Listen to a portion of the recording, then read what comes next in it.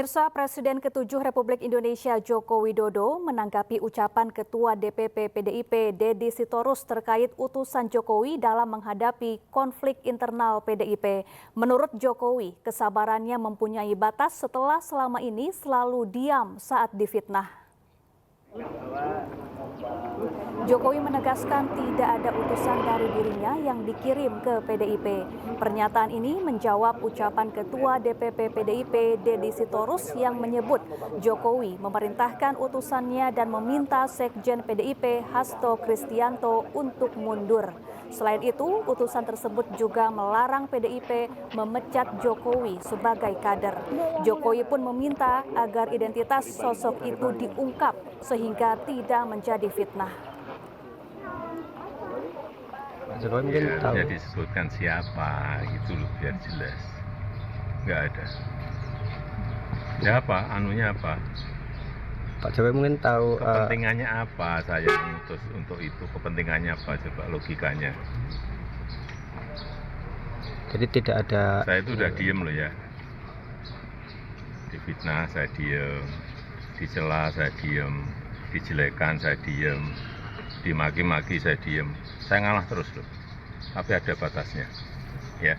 Sementara itu, Presiden Prabowo Subianto mengaku geram dengan para koruptor yang maling uang negara. Dirinya juga menyebut tidak akan gentar menghadapi para koruptor dan akan membuat penjara khusus koruptor di pulau terpencil agar koruptor tidak bisa kabur.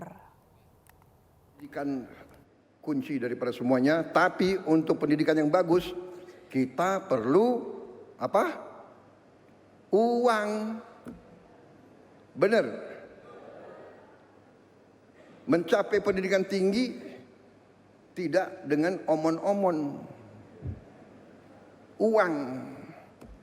Untuk itu kita harus pinter mengelola uang.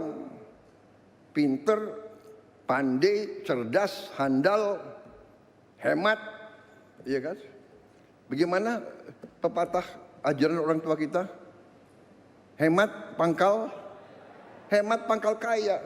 Nggak ada boros bisa kaya. Nggak ada bocor bisa kaya. Nggak ada negara yang korupsi gila-gilaan bisa kaya. Tidak ada. Korupsi menuju negara hancur.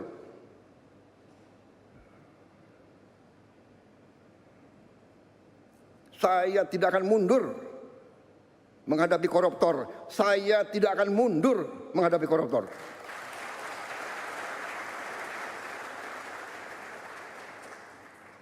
Mereka harus mengerti, saya ini siap mati untuk bangsa dan rakyat ini.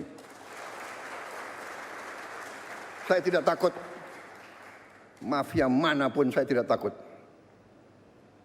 Apalagi ada Kapolri sama Panglima TNI. Masa kita takut? Apalagi guru-guru akan membantu saya. Ya.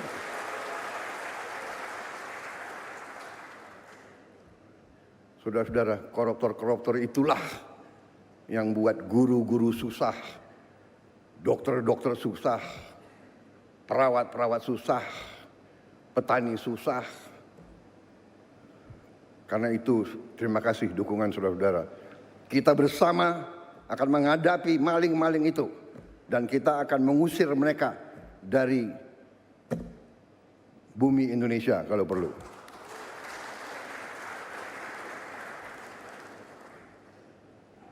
Saya nanti juga akan sisihkan dana, saya akan bikin penjara yang sangat, pokoknya sangat kokoh di suatu tempat yang terpencil, mereka nggak bisa keluar malam hari. Kita akan cari pulau, kalau mereka mau keluar biar ketemu sama hiu.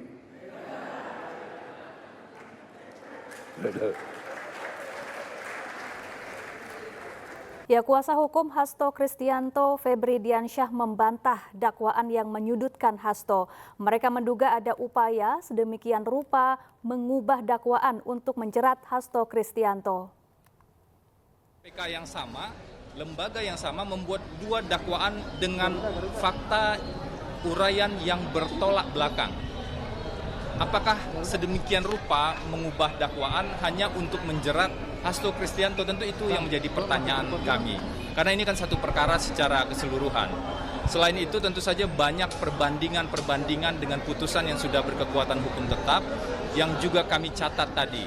Contoh paling sederhana adalah ketika ada uraian dakwaan yang seolah-olah Pak Hasto memerintahkan Nur Hasan untuk menghubungi Harun Masiku untuk menenggelamkan handphone.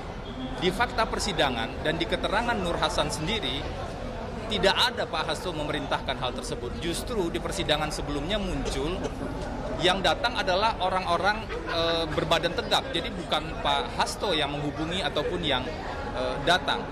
Fakta ini sangat bertolak belakang. Karena itulah ini yang menjadi catatan kami juga.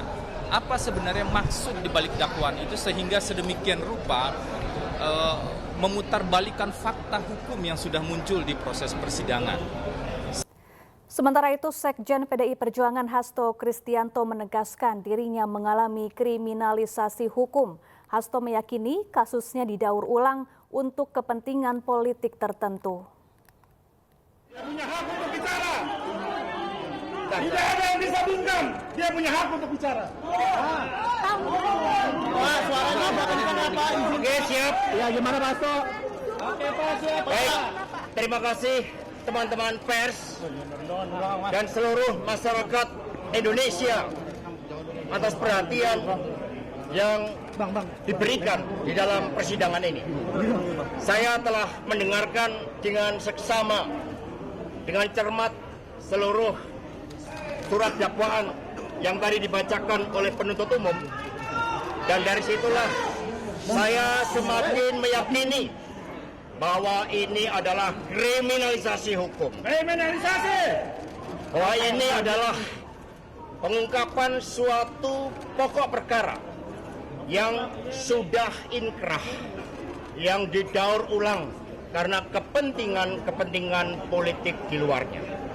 Karena itulah saya mengikuti seluruh proses hukum ini dengan sebaik-baiknya. Karena kami percaya bahwa keadilan akan ditegakkan. Dan untuk itulah Republik Indonesia ini dibangun dengan pengorbanan jiwa dan raga yang luar biasa dari para pahlawan bangsa, rakyat yang tidak berdosa, yang menyerahkan nyawanya, semuanya demi untuk membangun suatu negara hukum. Tanpa adanya supremasi hukum, tanpa adanya suatu keadilan, dan ketika suatu proses hukum yang sudah inkrah bisa didaur ulang kembali, maka kita, Republik ini tidak akan berdiri kokoh. Jangankan untuk membangun, menghadirkan investor, ketika tidak ada supremasi hukum, semuanya akan menjadi sia-sia. Semoga ini menjadi suatu pelajaran yang terbaik, bahwa cita-cita menegakkan hukum yang berkeadilan adalah cita-cita seluruh anak bangsa kita. Terima kasih. Satyam Eva.